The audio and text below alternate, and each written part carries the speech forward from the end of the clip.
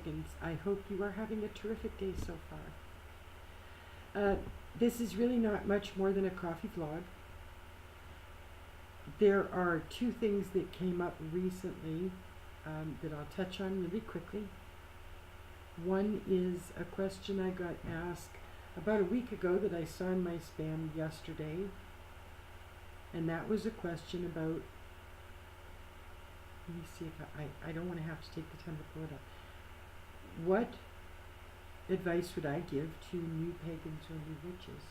It's a good question. Considering how long some of us have been around, that's a really good question. I've seen a lot of changes in the way that, back in my day, we had to fight to get Wicca legalized as a recognized religion. It took some years to get that done. And to be considered legitimate, to be seen as legitimate, to get chaplains in the prisons able to help the Wiccans and so on, the witches and stuff. So I've seen a lot of changes in this path in the years, the 50 years that I've been actively on it.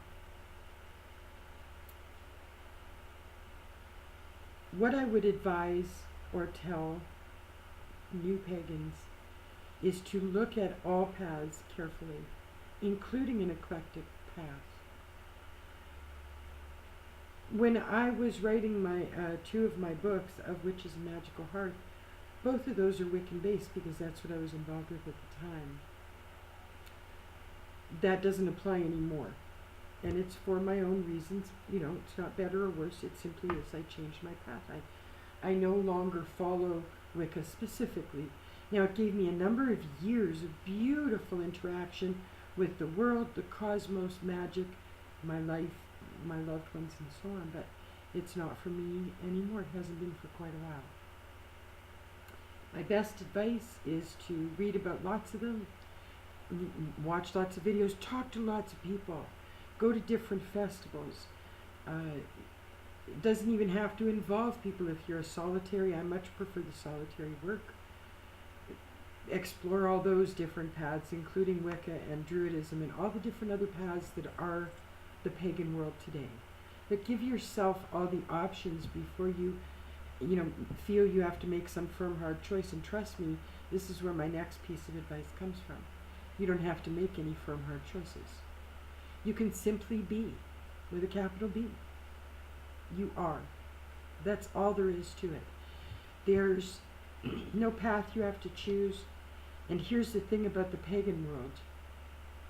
Spiritually, there are no rules. Now, I heard all the Wiccans in the audience go, whoa, wait a minute, what about the and it harm none thing?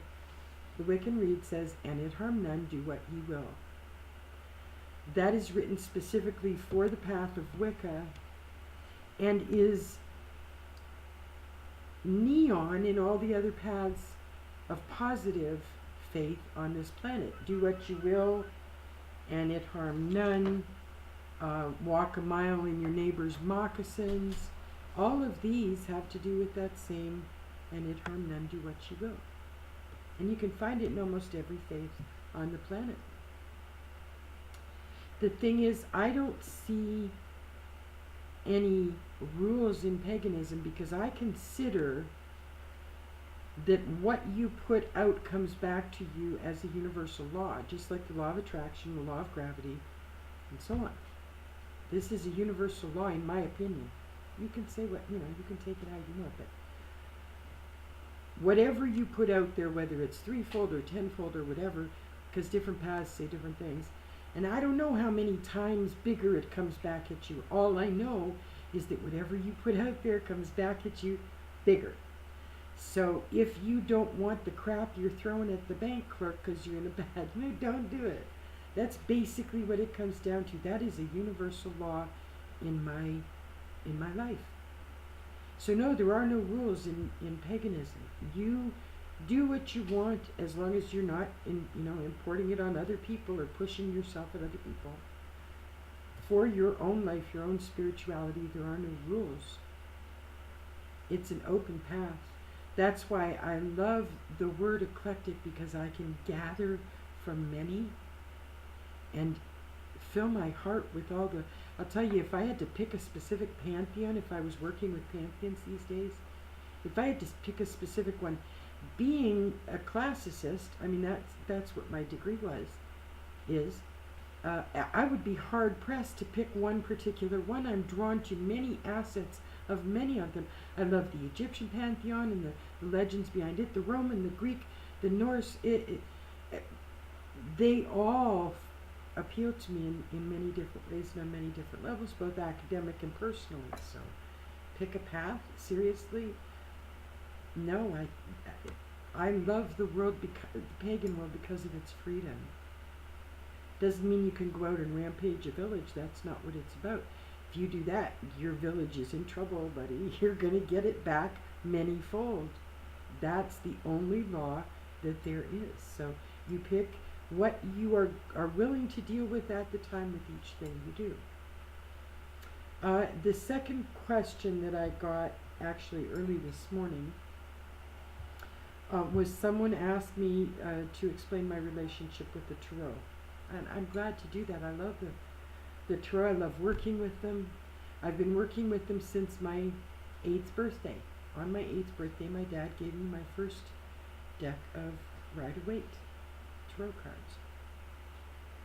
And so started my love of reading. And I've been doing it ever since. So 54 years. Wow. Oh my God. I've been doing it ever since. And I still love them as much today as I did then. Only now my favorites, I'd say for about the past 35 years, have been the Morgan Greer Tarot. I hate these mirrored webcams. The Morgan Greer have the standard blue field with white stars. I love it. It's been that way for years. And the cards are incredibly colorful and vibrant and gorgeous. Beautiful. Beautiful cards. They've always just vibed with me. They resonate totally with me. I have a deck over on the reading room table that I cleanse daily because of the client interaction. And I have a deck next to me always for my work that I do online and stuff. As I said, since I was 8, the Tarot have been a part of my life. Now, of course, I spent the first while learning the book meanings and so on, but my best advice to a newbie Tarot user is to learn the book if you want, learn the meanings, get to know the things that the cards tell you, or the artist of those cards says that they've put into the art of the card. It's truly worth reading. I mean, the Morgan Greer Tarot book has a story for every picture and every detail on the card. It's wonderful and helps you get in touch with the card. So read it once, 2, 3 times, 10 times, whatever you want. But 6 months later, put the book away. Put it at the book on your bookshelf as though it's a reference book, which it should become. And for the moment, forget about those meanings. Now begin to pick up your cards and let them speak to you. Instead of you forcing that meaning onto the card, let the cards you draw, let the cards that you bring forth speak to you. Let them tell you what they have to tell you. They are a tool.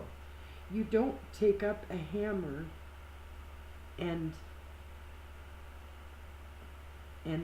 tell it how to use its job. You guide it to the point where it can do its job, and then you let the laws of the universe take over.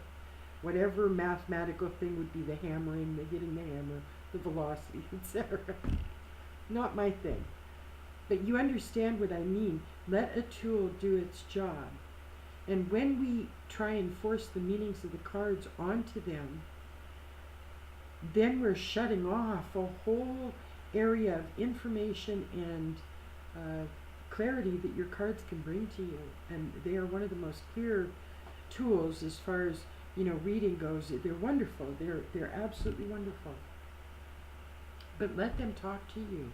Let them tell you what they feel. Let them tell you what they need to tell you, because you've asked them to do this. This is something you asked them to do, so let them do their thing. It's very similar to the way you can use a pendulum. There are 2 ways, and actually maybe I'll do a bit about that. I will do a bit about how I use my pendulum. It's quite different, and works for me almost every time. So that'll be my next vid if you want. Maybe. I don't know. It's day to day. I never know. The tarot can be a part of your magical life, and you can refer to them a lot. I don't keep them in a box wrapped in silk. I mean, they're far. I'd be constantly opening and closing the box wrapped in silk. It's just too annoying. It started out that way when I wasn't using them every day. Now I use them every day, so they're out next to me, constantly around me, constantly being picked up and shuffled here and there. And my daughter will come in and she'll shuffle them and grab 3 and say, "Come on, Mom, tell me." And so they're just part of my life. They're as much part of my life as anything else. If you want to use your tarot in the best connected way to you and your soul, let them speak to you. Let them speak to you. And don't always use the same layout. Allow yourself to feel a layout. Don't get caught. Oh, excuse me. Don't get caught in a cookie cutter vicious circle of constantly using just the Celtic cross or just this or just that. Every person you read for has a different vibe on this planet. So let that vibe dictate where you put the cards, how you group them, and so on. If we're going to talk with if I'm going to talk to a specific client about her current love, but it reminds her too much of her past loves, I'm going to group those cards in a very different way so that I get a clear picture of what she's dealt with in the past and things like that. I let my soul, my gut, and the reading and the client's energy dictate how I lay the cards out. So be free with your tarot cards, please. There are no rules to those either. There are suggestions and there are pseudo-ancient documents about how to use them.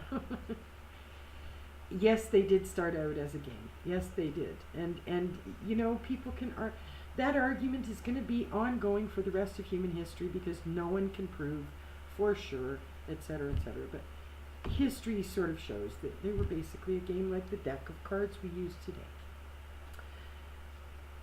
Just like chess is a game of strategy, this is it started out as a game in court, in the court, in the castles, in the ruling class. Have lots of decks, but make sure that you keep one deck near you, whatever brand or make that is, that you feel most comfortable with, because the comfort you have with your deck, the connection you have with your deck, is going to mean the difference between a good and a bad reading for people. Be free with your cards. Allow them to sit there, or allow them to speak to you. Allow them to tell you where they want to sit in the reading.